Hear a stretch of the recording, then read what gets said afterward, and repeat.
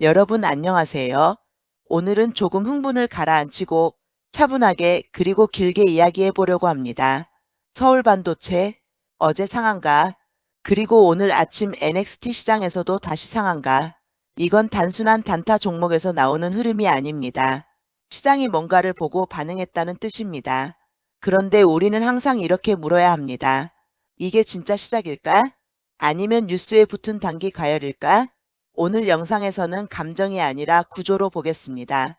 어제 나온 미국 특허 소송 승소의 정확한 의미, 왜 시장이 이렇게 강하게 반응했는지, 최근 차트가 어떤 구간에 있는지, NXT 상한가가 갖는 신호, 실적과 연결 가능성, 앞으로의 세 가지 시나리오, 처음부터 천천히 정리해 보겠습니다.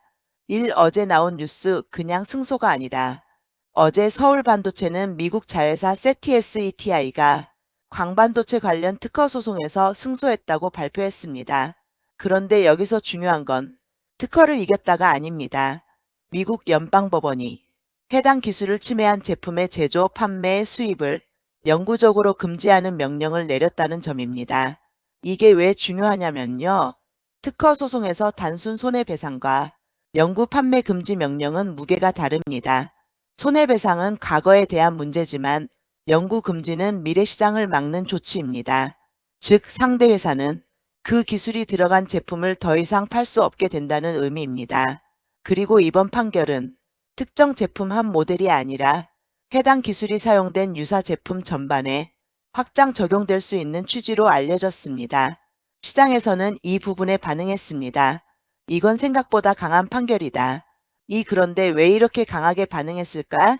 서울 반도체는 과거에도 특허 소송이 있었습니다.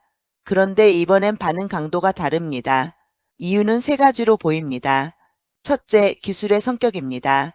이번에 문제된 기술은 단순 LED 조명 기술이 아니라 광반도체 핵심 구조 기술로 알려져 있습니다.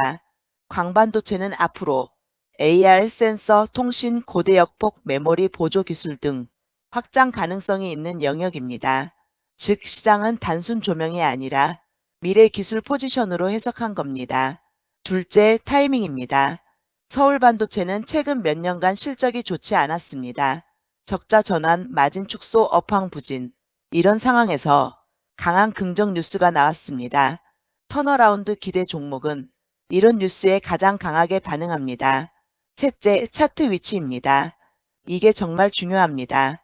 3차트는 이미 준비돼 있었다.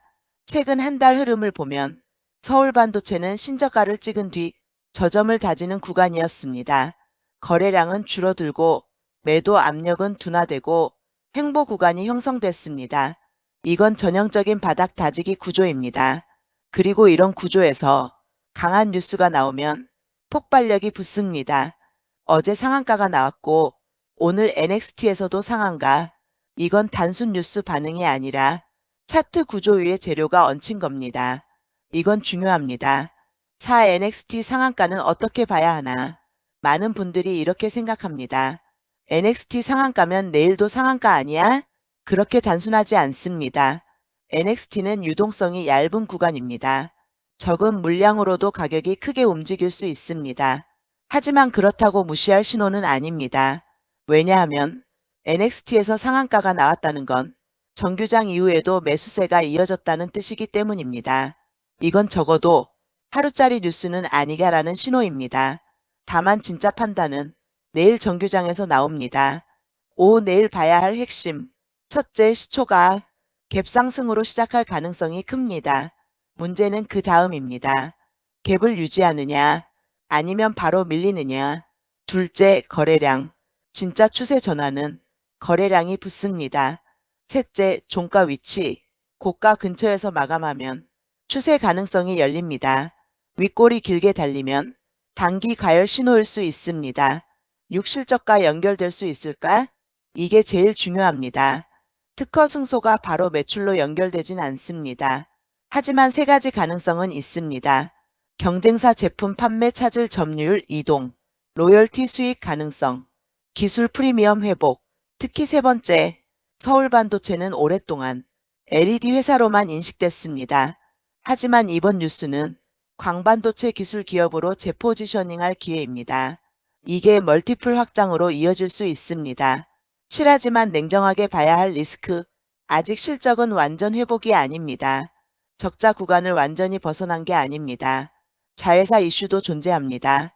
그래서 이 종목은 확정 성장주가 아니라 턴어라운드 기대주입니다. 기대가 꺾이면 주가도 꺾입니다.